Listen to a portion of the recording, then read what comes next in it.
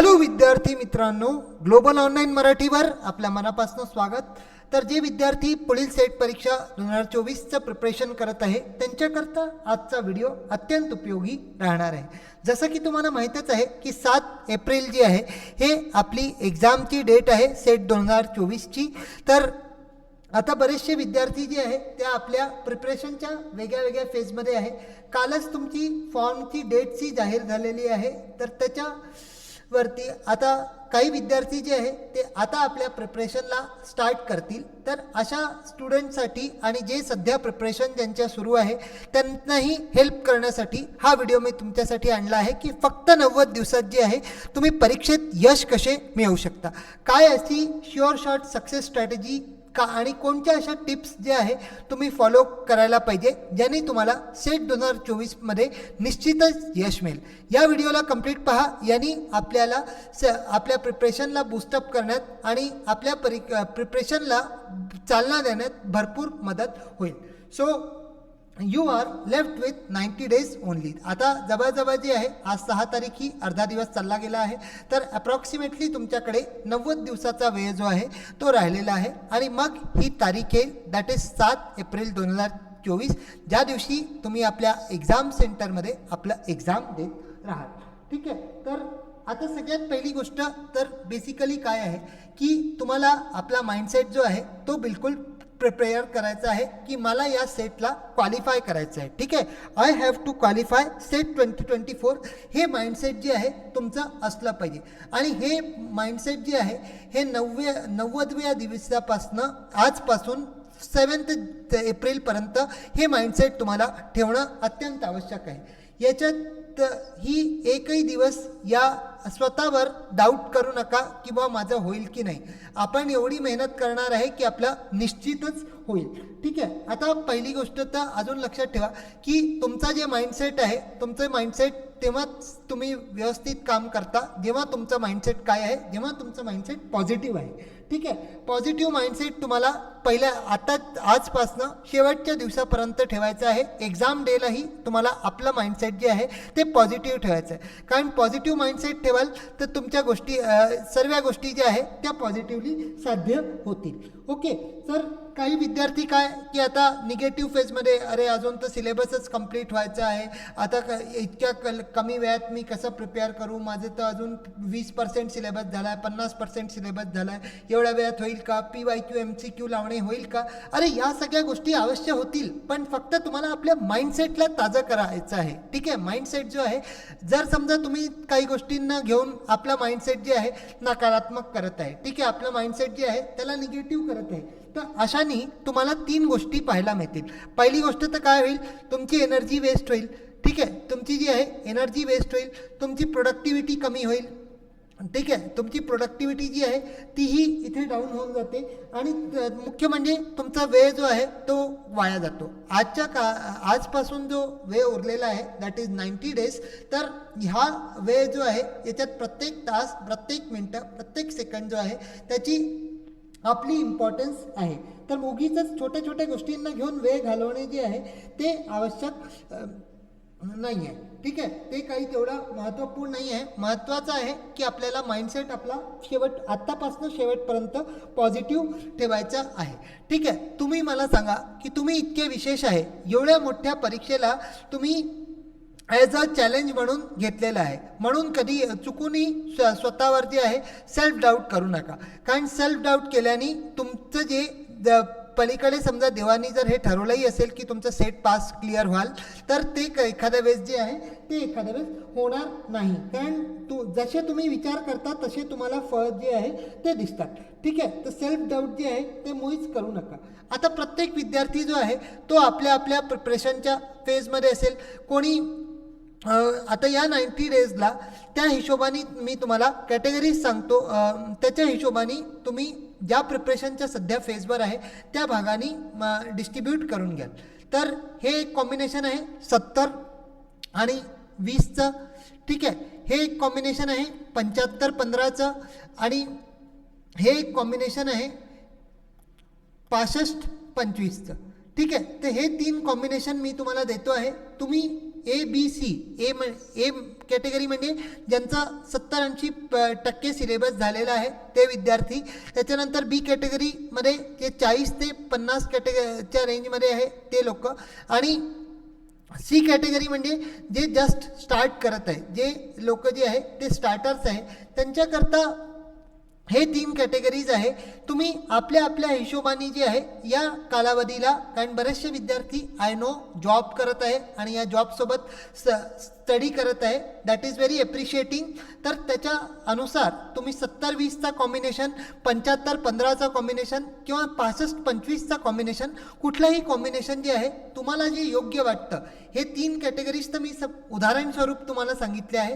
तुम्ही यापैकी ज्या पण फेजमध्ये आहे त्याच्यातनं आपलं जे टाईम फ्रेम आहे, आता या 70-20 किंवा 75-15 काय करायचं, जे सपोज मला जे सगळ्यात योग्य वाटतं दॅट इज 75-15. ठीक आहे, 75-15 एक मोस्ट आयडियल हे आहे.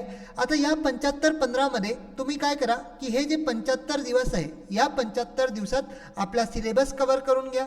सिलेबससोबत आपले PYQs लावून घ्या. PYQs तुम्ही मागच्या कमीत कमी 6 इयर्सचे जे आहे, मागच्या 6 अटेम्प्टचे तरी तुम्हाला PYQs लावणे सर्वोग्य राहतील. ठीक आहे, त्याच्यानंतर PYQ आणि MCQ इतकं काम जे आहे ते करा. मग हे जे 15 दिवस उरतील, या 15 दिवसात जे आहे बेसिकली तुम्हाला मेन फोकस कशावर करायचा आहे, मॉक टेस्ट आणि रिव्हिजन. ठीक आहे, मॉक टेस्ट, रिव्हिजन आणि रिव्हिजन हे इथेही राहील. ठीक आहे, मॉक टेस्ट आणि रिव्हिजन हे ड्युरिंग द 75 डेजच्या पिरियडमध्ये आणि 15 डेजच्या पिरियडमध्ये दोन्हीकडेही रिव्हिजनला घेऊन चालायचं, कारण रिव्हिजनकडे मुळीच आपल्याला दुर्लक्ष जे आहे ते करता येणार नाही. ठीक आहे, आता अजून एक प्रॉब्लेम येतो, जो स्टुडंट्स म्हणतात की सर आम्हाला वेळ नाही भेटत. याच्या मागे कारण काय आहे की तुम्ही थोडासा टाईम वेस्टेज करता. ठीक आहे, टाईम वेस्ट करता किंवा टाईम मिळत नाही. आता थंडीचा मौसम आहे. ठीक आहे, थंडीत सगळ्यांना काय येते, सगळ्यांना येते झोप. आपण काय म्हणतो की यार 1 तास 2 तास, अशाने 1 तास 2 तास करत करत तुमचे 80-90 तास कुठे चालले जातील तुम्हाला कळणार नाही, आणि एक दिवस येऊन जाईल एक्झाम. ठीक आहे, झोपणं वगैरे जे आहे ते टाळा. एन्जॉय करायला आयुष्य पडलेलं आहे, त्याच्याकरता जे काही तुम्ही फंक्शन्स किंवा इकडे तिकडे मित्रांबरोबर वगैरे जे टाईम स्पेंड करता, करा. नका करू असं मी मुळीच म्हणत नाही, मुळीच नका करू, पण त्याचं प्रमाण जे आहे ते कमी करा. कारण थोडे दिवस 90 दिवस जे आहे ते तुम्ही जर स्वतःवर फोकस कराल, सेल्फ फोकस्ड राहाल, तर तुम्हाला निश्चितच तुमचा गोल जो आहे तो तुम्हाला मिळून जाईल. आणि सेट क्वालिफाय केल्यावर तुम्ही 4 लोकांसमोर एक स्टेटसनी जाऊ शकाल की बाबा आता तर मी एक असिस्टंट प्रोफेसर बनण्याकरता पूर्णपणे इलिजिबल आहे. ठीक आहे, आता मी तुम्हाला घेऊन चालतो, हा आपला कॅलेंडर आहे. ठीक आहे, आज 6 जानेवारी आहे, तर आपल्याकडे जानेवारी, फेब्रुवारी, मार्च आणि एप्रिल. ठीक आहे, आता हे जानेवारी फेब्रुवारी जे आहे, ह्या जानेवारी फेब्रुवारी जे आहे हे थोडेसे रिलॅक्सिंग टाईम आहे. ठीक आहे, रिलॅक्सिंग टाईम म्हणजे जे लोक अभ्यास करत आहे त्या इथे तुम्ही जे आहे थोडासा आपला माइंड रिलॅक्स करून अभ्यास करू शकता. माइंड रिलॅक्स करून म्हणजे अभ्यास भरपूर करायचा याच्यात, पण माइंडला तुम्ही रिलॅक्स ठेवा, टेन्शन नाही येणार. पण हे मार्च आल्याबरोबर मार्च ते एप्रिल फेज जो आहे हा थोडा टेन्शनवाला फेज राहील. ठीक आहे, टेन्शन फेज राहील आणि हा थोडासा माइंड रिलॅक्स फेज राहील. आता दोन्ही फेजेसला कसं हँडल करायचं हे समजून घ्या. जानेवारी फेब्रुवारीत जर तुम्ही भरपूर मेहनत करता, ठीक आहे, जानेवारी फेब्रुवारीत सपोज तुमचा 20% जरी सिलेबस झालेला आहे, याला तुम्ही 90% पर्यंत नेता. सिलेबस जो आहे तो सपोज तुम्ही जे आहे या कालावधीत खास करून जानेवारी आणि फेब्रुवारीमध्ये तुमचा जास्तीत जास्त सिलेबस करून घ्या, जास्तीत जास्त PYQs लावून घ्या. आपले जितके पण युनिट्स होतात, 1 युनिट 2 युनिट जे काही होत आहे त्यांना सोबत रिव्हिजन करत चला, आणि रिव्हिजन प्लस याच्यासोबतच MCQ प्रॅक्टिस करून घ्या. आता हा जो टाईम फ्रेम राहील मार्च ते एप्रिलमध्ये आपल्याला 3 कामं करायची आहे, दॅट इज MCQ, रिव्हिजन आणि मॉक टेस्ट. या 3 गोष्टी ज्या आहे त्या या कालावधीमध्ये करायच्या. पण जर समजा तुम्ही जर इथे ढिले पडले, जर समजा तुम्ही जानेवारी फेब्रुवारी महिन्यात जर इथे ढील द्याल तर तुम्हाला नंतरचे 2 महिने जे आहे ते अत्यंत महाग पडतील. मार्चमध्ये तुम्हाला तुमच्यावर स्वतःवर वाटेल की मला किती लोड येऊन राहिला आहे, माझा सिलेबस नाही झाला, माझा PYQच लागून नाही झाले आहे. तर अशा केसमध्ये तुम्हाला तुमच्यावर लोड येऊ शकतं. तर हे लोड जे आहे हे खतम करण्यासाठी, हे लोड तुम्हाला स्वतःला टेन्शनमध्ये जर घालायचा नसेल तर तुम्ही जानेवारी फेब्रुवारी महिन्यात जी आहे ती भरपूर मेहनत करा. ठीक आहे, या कालावधीमध्ये जी आहे ती तुम्ही जितकी जास्त मेहनत करून घ्याल तेवढे तुम्ही मार्च एप्रिलमध्ये रिलॅक्स राहाल. आता म्हणाल सर कोर्स कसा कंप्लीट करायचा, तर तुमचा कोर्स कंप्लीट करून देण्याकरता उद्यापासून आम्ही तुमच्याकरता आणलेला आहे पेपर 1चा 90 डेज कंप्लीट क्रॅश कोर्स. ठीक आहे, कंप्लीट क्रॅश कोर्स 90 दिवसाकरता हा कोर्स राहणार आहे. या कोर्सला जर घेता तुम्ही तर तुम्हाला लाईव्ह व्हिडिओ लेक्चर्स मिळतील, रेकॉर्डेड व्हिडिओ लेक्चर्स मिळतील ज्यांचे लाईव्ह मिस होतात, कंप्लीट सिलेबसचे नोट्स मिळतील जे की इंग्लिश आणि मराठीमध्ये राहतील, वीकली टेस्ट आपल्याला मिळतील, दर बुधवार शनिवार जे आहे आपल्या याचे टेस्ट होतात. पेपर 1चे जितकं काही आठवड्यात अभ्यास केला आहे तो रिव्हिजन होऊन जातो स्वतः सोबत. फुल सिलेबसचे मॉक टेस्ट मिळतील तुम्हाला इंग्लिश आणि मराठी, ज्याच्यात आपल्याकडे आहे 40+ मॉक टेस्ट जे आहे ते आपल्याकडे उपलब्ध आहे पेपर 1 करता. 2000+ MCQ सिरीज जी आहे हे आपल्याला मिळेल. MCQज आणि PYQज तुम्हाला क्लास आणि याच्या फॉर्ममध्ये PDF फॉर्ममध्ये दोघांच्या फॉर्ममध्ये दिल्या जाईल. आणि मॅरेथॉन्स प्रॅक्टिस रिव्हिजनसाठी आपल्याला मॅरेथॉन्सही दिल्या जातील. तर फीस याची आहे 3000, पण 30% डिस्काउंट करून मात्र 2100 मध्ये हा कोर्स आपल्याला अवेलेबल होऊन जाईल. ही बॅच जी आहे ती उद्यापासून जी आहे स्टार्ट होत आहे, दॅट इज 7 जानेवारी 2024. जॉईन करायला ग्लोबल ऑनलाईन ॲपला डाउनलोड करायचं आहे. डायरेक्ट जॉईन करायचं असेल तर या 2 नंबरवरती आपल्याला संपर्क करून जे आहे या 2 नंबरवरती संपर्क करून जॉईन होऊ शकता. ओके, आता लक्षात घ्या की काही गोष्टी जे आहे, काही टिप्स मी तुम्हाला अजून सांगतो जे तुम्ही फॉलो करू शकता. फॉर एक्झाम्पल मुलांच्या मनात शंका येते की रिव्हिजन कशी करावी.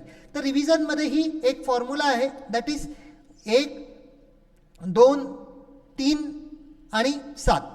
ठीक आहे, म्हणजे समजा तुम्हाला एक कन्सेप्ट स्टडी करायला जर किंवा एक कन्सेप्ट स्टडी करायला 50 मिनिट्स जर लागले तर त्याच्या रिव्हिजनला मात्र जे आहे मात्र 10% वेळ लागतो, मात्र 10% टाईम जे आहे ते लागेल, that is 5 minutes. For example तुम्ही टीचिंगचे लेवल्स वाचले, टीचिंगचे लेवल्स प्रिपेअर करायला तुम्हाला 50 मिनटं लागले, पण हेच जर तुम्हाला रिव्हिजन करायचं असेल, तुम्ही लेक्चर पाहून घ्याल, लेक्चरमधनं थोडेसे नोट्स काढून घ्याल, PDF वाचून घ्याल, तर दुसऱ्यांदा जेव्हा त्या PDFला वाचाल तुम्हाला 5-5 मिनटं, 5 मिनटं इथे द्या, 5 मिनटं इथे द्या, 5 मिनटं इथे द्या, आणि मग 7 दिवसांनी.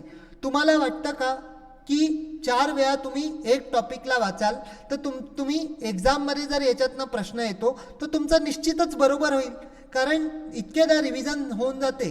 रिव्हिजन तुम्ही वीकली बेसिसवरही करू शकता, म्हणजे आठवड्यात जितका अभ्यास झालेला आहे त्याचीही रिव्हिजन करू शकता संडेला.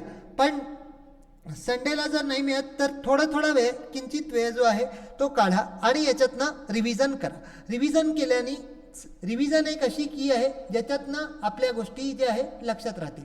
कारण पेपर 1मध्ये पाहता जसं हायर एज्युकेशन आहे, पीपल अँड एन्व्हायरमेंट आहे, अजून तुमचं ICT आहे, याच्यात भरपूर अशा गोष्टी आहे की ज्या पाठांतरावर आधारित आहे. नुसतं त्याला समजून तिथे समजण्यासारखं काही नाही आहे.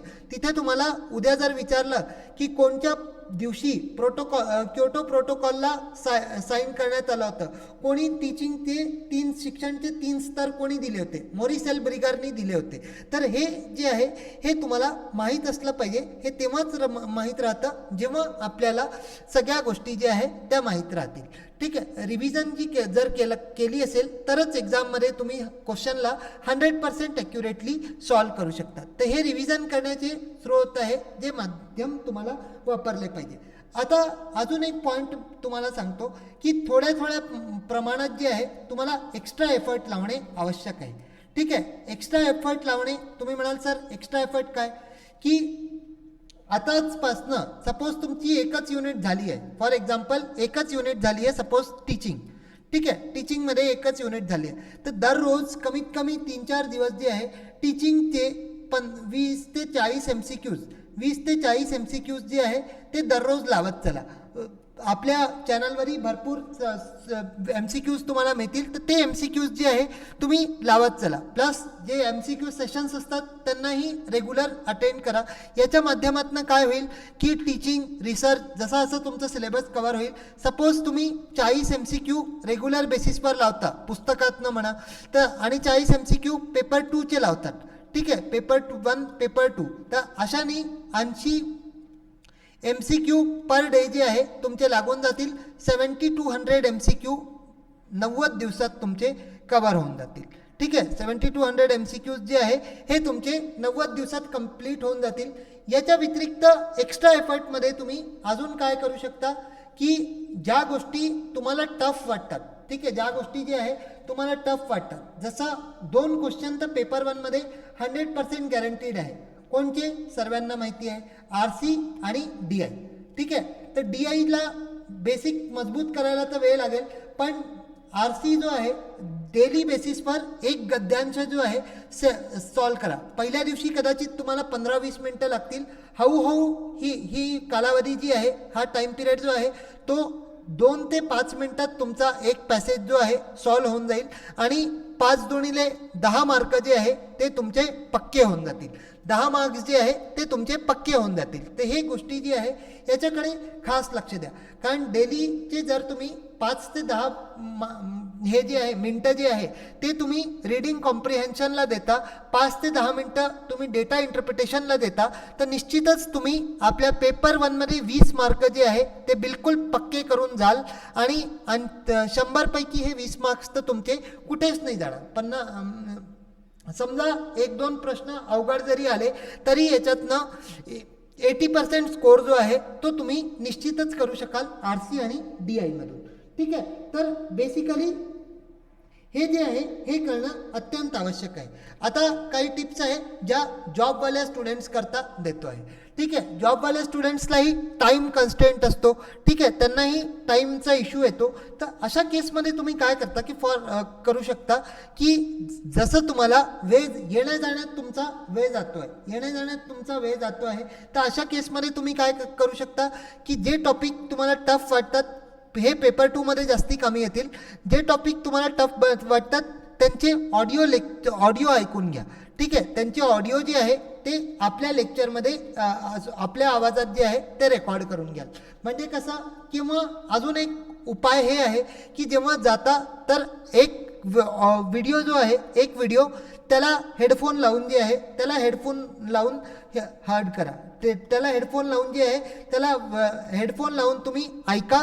ज्याच्या माध्यमातून काय होईल, ज्याच्या माध्यमातून तुम्हाला संकल्पना जे आहे त्या लक्षात राहतील आणि एक्झाममध्ये आला तर सबकॉन्शियसली कन्सेप्ट तुमच्या माइंडमध्ये राहील आणि तुम्हाला सॉल्व करणं इझी होऊन जाईल. फॉर एक्झाम्पल पेपर 2मध्ये बरेच प्रकारचे मॉडेल्स येतात, बरेच प्रकारचे थ्योरीज येतात, बरेच प्रकारचे म्हणजे बरेच ऑथर्स आहे, डेट्स आहे, हे किंवा आर्टिकल्स वगैरे आहे. तर अशा गोष्टींना तुम्ही काय करा की तुमचे जे नोट्स असतील ते नोट्समध्ये त्या नोट्सला तुम्ही आपल्या याच्यात रेकॉर्ड करून घ्या. आपल्या फोनमध्ये जे आहे ते रेकॉर्ड करून घ्या आणि त्यांना दिवसातनं कमीत कमी 2 वेळा जे आहे ते आपल्या हेडफोन लावून ऐकून घ्या. जेव्हा तुम्ही एकटे आहे, जिथे कोणी नाही आहे त्यांना ऐकून घ्या. किंवा आपल्या ॲपवरती, ग्लोबल ऑनलाईन ॲपवरती जर तुम्ही जॉईन करत आहे तर तिथल्याही क्लासेसला तुम्ही ऐकू शकता, ज्याने की संकल्पना जी आहे आणि जो स्टॅटिक पोर्शन आहे तुमच्या कोर्सचा तो तुम्हाला लक्षात राहील. Same you can try for paper 1 also.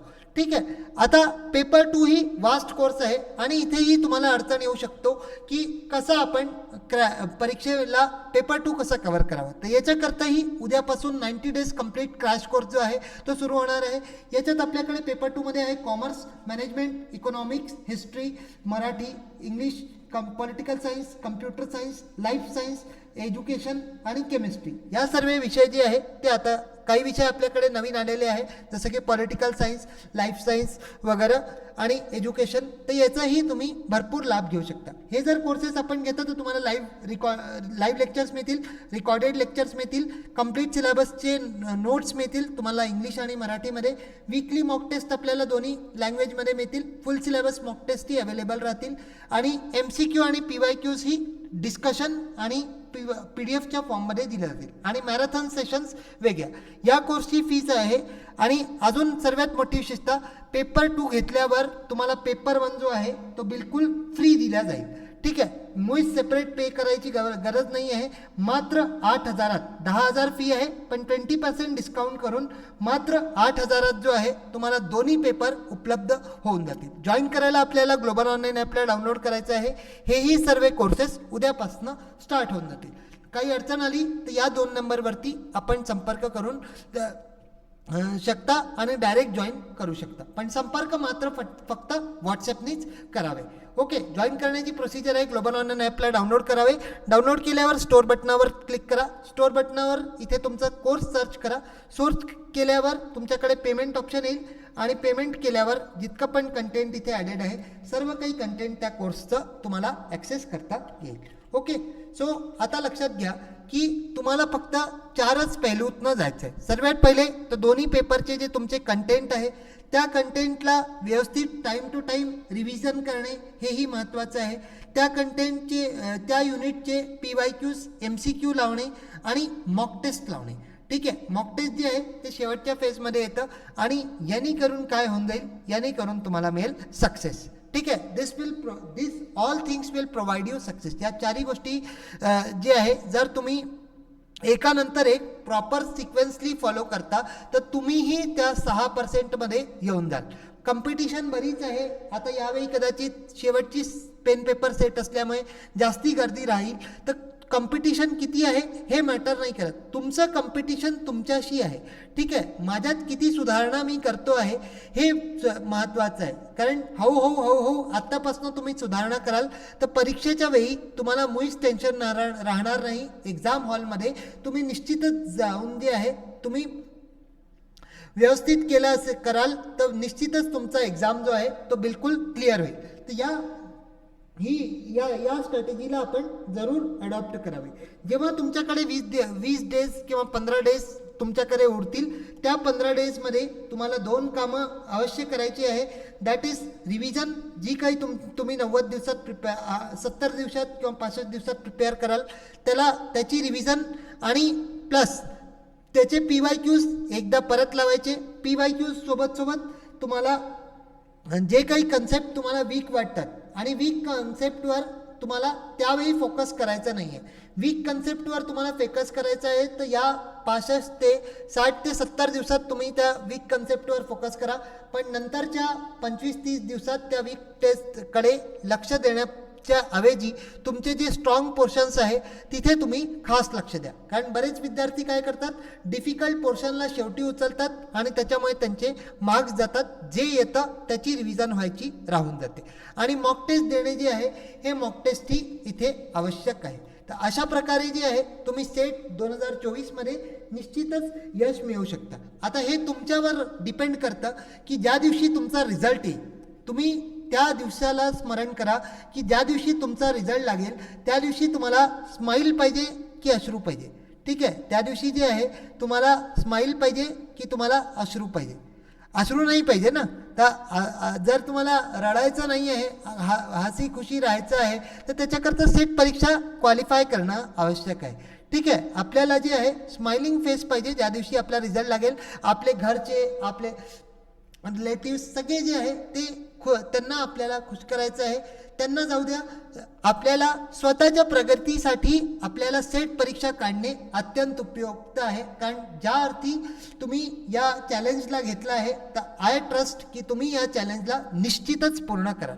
ठीक आहे, तर थोडं डेडिकेटेड होऊन तुम्हाला प्रिपरेशन करायचं आहे. कारण 7 एप्रिलला तुम्ही जसं परफॉर्म कराल आपल्या एक्झाम सेंटरवरती एक्झाम देताना जी तुमची परफॉर्मन्स राहील तेच सुनिश्चित करेल की यावेळी तुमचा रिझल्ट काय राहील.